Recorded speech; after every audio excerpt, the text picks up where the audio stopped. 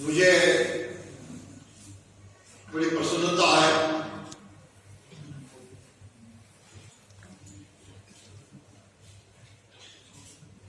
कि मैं जिस धरती पर खड़ा हूं वो बलिदानियों की धरती है, जिन्होंने जीवन में अपने स्वार्थ के बजाय अपने राष्ट्र की भक्ति को संपूर्ण महत्व दिया, उसके लिए सर्वस्व अर्पण किया। ऐसे बप्पा रावल,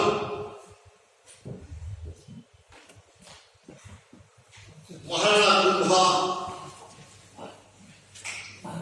महाराणा सांगा, महाराणा प्रताप, महाराणा राज सिंह,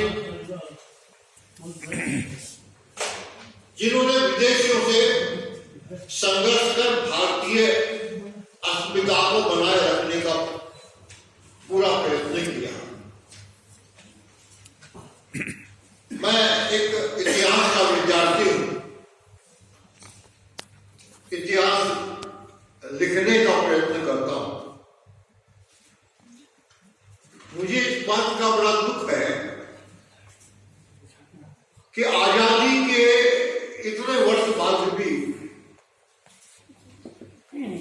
सोचा था कि देश की विभूतियों का चरित्र पढ़ने को मिलेगा, राष्ट्र के लिए बलिदान जो हुए उनका चरित्र पढ़ने को मिलेगा।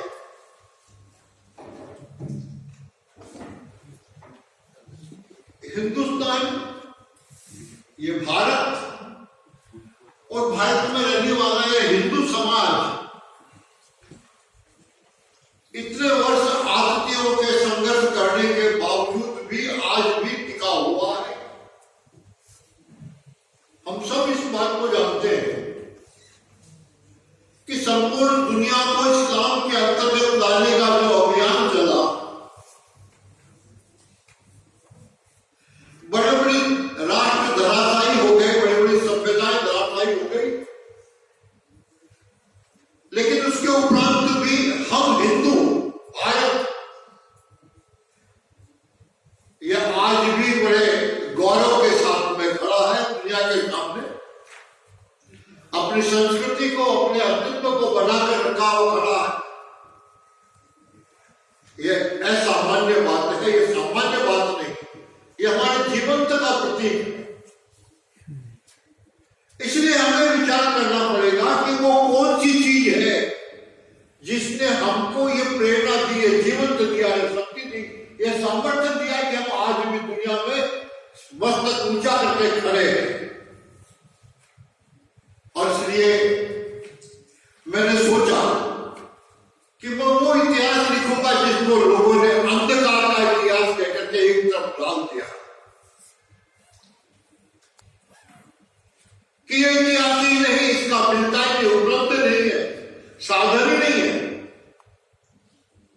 मुझे वो इतिहास लिखना है और इसलिए मैंने तय किया था कि 467 ईस्वी से लेकर 1200 ईस्वी तक का जो इतिहास है उसको लिखूंगा, क्रमबद्ध लिखूंगा, लगातार लिखूंगा। उसके लिए जितना समय लगेगा, जितनी खोज करनी पड़ेगी वो करूंगा। और इसलिए मैंने, लेकिन मेरे सुपुत्र, उनका बहुत आग्रह था कि आप मेवाड़ में रह के आए हैं, संघ का काम किया है, वनवासी क्षेत्र में काम किया है, प्रौढ़ शिक्षा के क्षेत्र में काम किया है, तो आपको सबसे पहले महाराणा प्रताप के विषय में लिखना चाहिए। और सबसे पहली पुस्तक हिंदुआसुर महाराणा प्रताप मैंने लिखा और मैंने स्पष्ट कहा है उसके अंदर कि महाराणा प्रताप एक बार भी किसी से पराजित नहीं हुए। ये हल्दी खाते में पराजित की बात लिखते हैं, बराबर आग हुआ, इसकी बात लिखते हैं, गलत बात है। स्वयं मुस्लिम इतिहासकार जो उस युद्ध के मैदान में था वो लिखता है कि रात भर हम खेमों में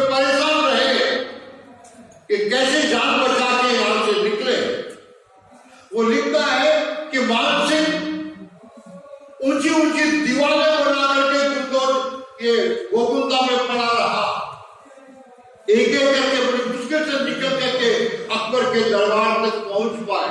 क्या मतलब है इसका? यदि महाराणा प्रताप जीते नहीं होते तो उनकी ये पोजीशन कैसे होती? इसलिए उस किताब में मैंने एक मुस्लिम इतिहासकारों के लिखे हुए को ही देखकर मैंने सिद्ध किया है कि महाराणा प्रताप जीते हल्दी घाटी के युद्ध में और जीवन में कभी पराजित नहीं हुए। महाराणा प्रताप अकबर को ही पराजित होकर के भागना पड़ा।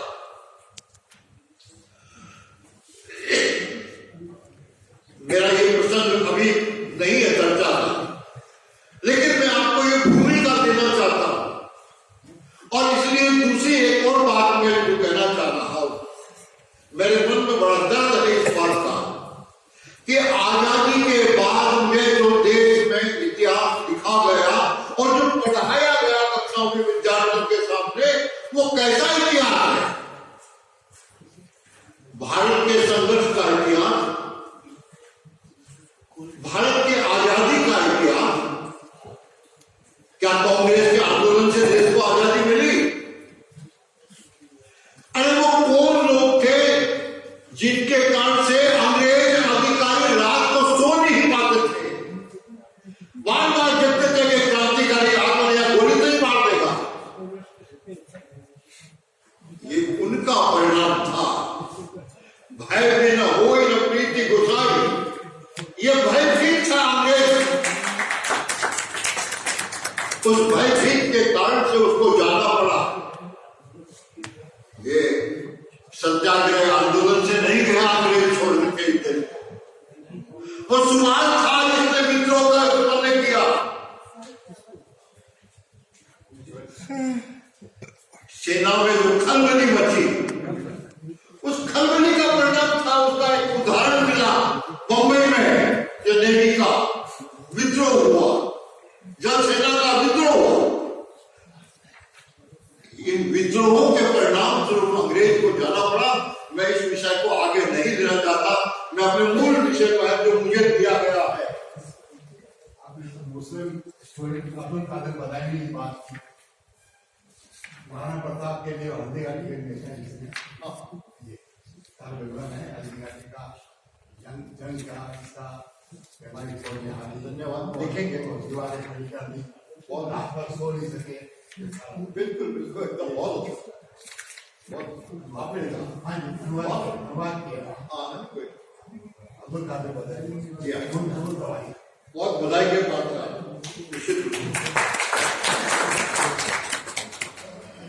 तो उन क्रांतिकारियों का इतिहास सामने आना चाहिए था, वो इतिहास सामने नहीं आया। ऐसे ऐसे क्रांतिकारी परिवार जो परिवार के परिवार नष्ट हो गए, एक नहीं दो नहीं श्रृंखला लग गई परिवारों। जावेद और बंधु सारा परिवार नष्ट हो गया। वीर सावरकर सारा परिवार नष्ट हो गया। इस कड़ी में ये तो हमारे पॉपुलर नाम है जो हमने पढ़े हैं, ऐसे बहुत ऐसे परिवार हैं जिनको हम नहीं जानते, जानना चाहिए। उन्हीं के बलिदानों की नींव पर आज हम सब खड़े हैं। उन पर हमें गौरव होना चाहिए, स्वाभिमान आना चाहिए। मैं चाहता था आज जो मुझे विषय बताया गया था उस आधार पर मैं चाहता था इस मेवाड़ की धरती के जो क्रांतिकारी पैदा हुए उनके आंखों के सामने आए। एक और बात कहूंगा मैं, तो दर्द हो सकता है, कुछ लोगों को तकलीफ हो सकती है, लेकिन ये मेवाड़, ये मारवाड़, ये ढूंढोर, यहां पर कौन से क्रांतिकारी थे वो सामने नहीं आए। सामने कौन आए? जो कांग्रेस के मेंबर थे, सदस्य थे। उन्होंने क्या किया? अपने टैक्स बचाने के लिए अपने राजाओं से संघर्ष किया, अंग्रेज से नहीं।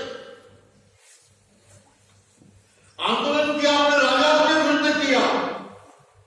अरे मेवाड़ की भूमि है, मेवाड़ के महाराणा जिन्होंने इस देश के लिए अपना सर्वस्व न्यौछावर कर दिया, उस मेवाड़ के विरुद्ध में आंदोलन किए थे।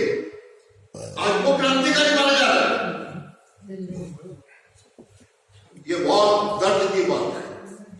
क्रांतिकारी वो नहीं है, क्रांतिकारी वो है जिसने अंग्रेज का मुकाबला किया, अंग्रेज की छाती को छलनी किया जिन्होंने, वो है क्रांतिकारी। उनका इतिहास सामने आना चाहिए। वो मैं समझता हूं इस मेवाड़ की धरती पर ऐसे बहुत लोग होंगे जिन्होंने इस देश के लिए बलिदान दिया है, उनको स्मरण करना चाहिए। मारवाड़ की धरती में पाली जिले में एक स्थान है घाणेराव, बड़ा छोटा सा स्थान है, जागीरदारों का गांव मेरे द्वारा था, लेकिन वो गांव भी महाराणा प्रताप के साथ, महाराणा प्रताप से दूर नहीं था। जब महाराणा प्रताप जंगल में अपनी सेना का एकत्रीकरण कर रहे थे, उस अवस्था में भीनमाल के पास सुंधा घाट है, तो सुंधा पर्वत के ऊपर वहां गए थे महाराणा प्रताप, और लोग कहते हैं कि उन्होंने घास की रोटी खाई और पत्र लिखा। अरे कैसा पत्र लिखा, कैसी घास की रोटी खाई? उस समय उन्होंने वहां बावड़ी का निर्माण करवाया। उस समय कितनी बड़ी सेना थी महाराणा प्रताप के पास, उनके खाने पीने की व्यवस्था कौन पूछा करता था? वही तो करते थे। लेकिन खैर, तो वहां सुंधा बावड़ी में उनको एक पंडित जी मिले, श्रीमाली ब्राह्मण, भीनमाल के अंदर। वो बड़े प्रभावित हुए। महाराणा प्रताप अच्छे ज्योतिष के प्रकांड पंडित थे, वेदों के ज्ञाता थे, और महाराणा प्रताप ने कहा आओ, घाणेराव के ठाकुर को कहकर के वहां उन्होंने मकान दिलाया। उस श्रीमाली ब्राह्मण को मकान दिलाया। उस श्रीमाली ब्राह्मण वो बड़ा पंडित था, जानकार था, वेदों का ज्ञाता था, शास्त्रों का ज्ञाता था, ज्योतिष का बड़ा प्रकांड पंडित था। आज भी उसके परिवार के लोग वहां रहते हैं। उसी परिवार में एक व्यक्ति पैदा हुआ जिसका नाम था कन्हैयालाल वैदिक। वो कन्हैयालाल वैदिक, क्योंकि घर में श्रीमाली था, घर में ये परंपरागत काम था, वो सारा करने के बाद क्योंकि उसको ससुराल के लोग वो कलकत्ता में व्यवसाय करते थे, वो भी कलकत्ता पहुंच गए, और कलकत्ता पहुंचने के बाद वहां पर वो अनुशीलन समिति के संपर्क में आया। तो मैं कुछ लिख करके लाया हूं, आगे की बात में आपको पढ़ करके सुनाना चाहता हूं।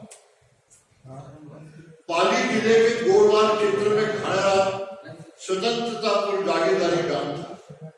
वहां एक वैदिक ब्राह्मण परिवार के श्री तुन्नालाल जी श्रीमाली ज्योतिष के बड़े प्रकांड पंडित व ज्ञाता थे। इनके पूर्वजों के समय से इनके पास घाणेराव नागौर, दादाई चाणोद, भगवानपुरा आदि गांवों में जागीरी की ओर से पर्याप्त कृषि भूमि एवं बेले मिले हुए थे। दूर दूर तक इनके ज्योतिषी ज्ञान की धूम थी। शास्त्रों के ज्ञाता एवं श्रीमाली परिवार होने के कारण परिवार में भारतीय संस्कृति के संस्कार जन्मजात थे। ये संस्कार इन्हें विरासत में मिले थे। इनके पूर्वजों को घाणेराव का मकान महाराणा प्रताप से प्राप्त हुआ था। ऐसे संस्कारी परिवार में पाली जिले के प्रथम क्रांतिकारी स्वतंत्रता सेनानी श्री कन्हैयालाल वैदिक का जन्म हुआ। प्रारंभिक शिक्षण और ज्योतिष का ज्ञान प्राप्त कर आप अपने भाग्य को परखने समझने के लिए कलकत्ता प्रस्थान किया। ऐसा लगता है कि इनके ज्योतिष ने ही इन्हें बंगाल की ओर जाने के लिए प्रेरित किया होगा। कलकत्ता से वे पूर्वी बंगाल के प्रसिद्ध नगर ढाका चले गए। अनुशीलन समिति स्थापित हुई थी कलकत्ता में, और उसकी एक ब्रांच ढाका में भी शुरू हुई थी। यह वह समय था जब संपूर्ण बंगाल अंग्रेजी सरकार के विरुद्ध क्रांतिकारी गतिविधियों में संलग्न था। महर्षि अरविंद के छोटे भाई श्री बालेंद्र घोष, स्वामी विवेकानंद के छोटे भाई श्री भूपेंद्र दत्त ने कलकत्ता में अनुशीलन समिति जैसे क्रांतिकारी दल की स्थापना की। लगभग उसी समय ढाका में मित्रा और पुरीदास ने अनुशीलन समिति की एक शाखा प्रारंभ की थी, जिसकी 500 से अधिक शाखाएं थी। 1905 ईस्वी में अंग्रेज सरकार ने बंगाल का विभाजन करने से सारे बंगाल ही नहीं, देश भर में अंग्रेजी सरकार के विरुद्ध आग भड़क उठी। 1911 ईस्वी में बंगाल विभाजन को उन्हें समाप्त करना पड़ा। 1919-1920 में महात्मा गांधी के नेतृत्व में देश में असहयोग आंदोलन चला। एक वर्ष में आजादी दिला के महत्वाकांक्षी महात्मा गांधी की घोषणा ने देश की सारी शक्तियों को एक कर दिया। फिर भी परिणाम शून्य रहा। हम सब इसको डिटेल नहीं करना चाहते, सब जानते हैं कि चोरा चोरी कांड के कारण से उन्होंने आंदोलन को स्थगित कर दिया, बड़ी निराशा हुई। फिर भी परिणाम शून्य रहा, देश में निराशा का वातावरण बन गया। ऐसी स्थितियों में क्रांतिकारियों ने देश में नव उत्साह जागृत किया। बंगाल, उत्तर प्रदेश, महाराष्ट्र, पंजाब में क्रांतिकारियों ने अंग्रेजी सरकार की नींद हराम कर दी। ऐसे समय पूरी बंगाल के चरगांव में श्री सूर्य सेन, जिन्हें मास्टरला कहते थे, ने इंडियन रिपब्लिक आर्मी नाम से क्रांतिकारी संगठन बनाया। ढाका के अनुसूचित समिति के अधिकांश सदस्य श्री सूर्य सेन की आर्मी के सदस्य बन गए। इन्हीं सदस्यों में एक हमारे घाणेराव के श्री कन्यालाल भी थे। श्री सूर्य सेन की आर्मी में निश्चित रूप से सैनिक प्रशिक्षण होता था। श्री सूर्य सेन एवं इनके सदस्यों ने चटगांव, बंदरगाह पर वहां के युवक एवं युवतियों के साथ लेकर विद्रोह करने का प्रयत्न किया। श्री सूर्य सेन ने यह घोषणा की थी कि हमें शीघ्र ही एक सेना तैयार करनी है तथा अपने शस्त्रों के लिए अंग्रेजी छावनियों पर आक्रमण कर शस्त्र में गोला बारूद लूटना होगा। उन्होंने इस दृष्टि से चटगांव, रेमन सिंह 22 साल के सत्रकारों पर एक ही समय एक साथ हमला करने की योजना बनाई। स्थानीय कॉलेज और विद्यालयों से भी बड़ी संख्या में युवकों को अपने साथ जोड़ा। 4 बच्चों में सत्रकारों पर आक्रमण किए। भारतीय सेना की वर्दी पहनकर आक्रमण कर लूटे। यानी सामान्य वेश में नहीं गए भारतीय सेना, जो वे किसी को पहचान नहीं सके। वंदे मातरम और इनकलाब जिंदाबाद के नारों के बीच सूर्य सेन ने तिरंगा फहराया तथा काम चलाओ क्रांतिकारी सरकार के गठन की घोषणा की, जिसके राष्ट्रपति सूर्य सेन थे। बहुत विचित्र स्थिति आपकी गई। सत्ताधारों को लूटना, उनके सारे शस्त्र इकट्ठे करके अपनी वहां पर सेना बना लेना, राज्य बना लेना, राज्य स्थापित कर देना सामान्य बात नहीं थी। वो जानता था कहां इतनी बड़ी अंग्रेज सरकार काम पे छोटा था, फिर भी उसने किया। परंतु यह लंबे समय तक चल नहीं सका और अंग्रेज सरकार ने इस पर काबू कर लिया। सूर्य सेन को एवं अनेक प्रमुखों को 1934 ईस्वी में फांसी की सजा दी गई। चटगांव के क्रांतिकारी कार्यों में श्री कन्यालाल द्विवेदी का कार्य क्या था? कन्यालाल की बड़ी महत्वपूर्ण भूमिका थी। जैसे कि जानकारी होती है, इनका प्रमुख कार्य सरकारी शस्त्रागारों से लूटे हुए शस्त्रों को अलग अलग केंद्रों तक पहुंचाना था। शस्त्रों को पहुंचाने का महत्वपूर्ण काम प्रमुख था। ये थे इनके टोली थी।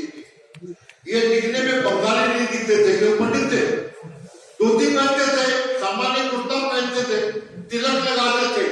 इसलिए किसी को संदेह नहीं होता था कि ये क्रांतिकारी हो गया, कोई बंगाली हो गया, कोई इस कारण से वो उनका वेश बड़ा इस प्रकार का था। ये दिखने में बंगाली नहीं दिखते थे। अतः इन पर एक लंबे समय तक ये अंग्रेज सरकार के गुप्तचरों से छुपते रहे। लगभग 7-8 वर्ष तक ये निरंतर ये कार्य करते रहे। परंतु एक विश्वासघाती के कारण अपने साथियों के साथ पकड़े गए, इन्हें जयसूर की जेल में नजरबंद कर दिया गया। इन्हें कारावास के दौरान अमानवीय यातनाएं दी गई। इस कारण आपका स्वास्थ्य बिगड़ गया। इन्होंने जेल अधिकारियों को समझाने का प्रयास किया कि मैं तो ज्योतिषी हूँ, संभव है अपनी बात को पक्की करने के लिए इनका प्रयोग किया। यानी ज्योतिष शुरू कर दिया, कुंडलियां देखी जाते थे, कुंडलियां देखनी शुरू कर दी। तो जेल अधिकारियों को लगा गए वास्तव में ही तो ज्योतिषी है, तो जबरदस्ती पकड़ा गया है। जिसे इन्हें विश्वास हो गया कि वास्तव में तो ज्योतिषी है, इन्हें जेल से मुक्त कर दिया गया। सरकारी अधिकारियों ने मुक्त नहीं किया, जेल के अधिकारियों ने मुक्त कर दिया है। स्वास्थ्य की गिरावट के कारण इन्हें घाणेराव आना पड़ा। घाणेराव आने के बाद भी इनका संपर्क अपने साथियों से बराबर बना रहा। राजस्थान के पुलिस को इसके बारे में कोई जानकारी नहीं थी, लेकिन अंग्रेज सरकार लगातार इनके पीछे लगी थी। अव्वा ठाकुर, क्रांतिकारी कुशाल सिंह जी, तात्या टोपे, विजय सिंह पथिक और माणिकलाल वर्मा, ये सब भूमिगत अवस्था में कन्यालाल जी के साथ जाकर के रहे।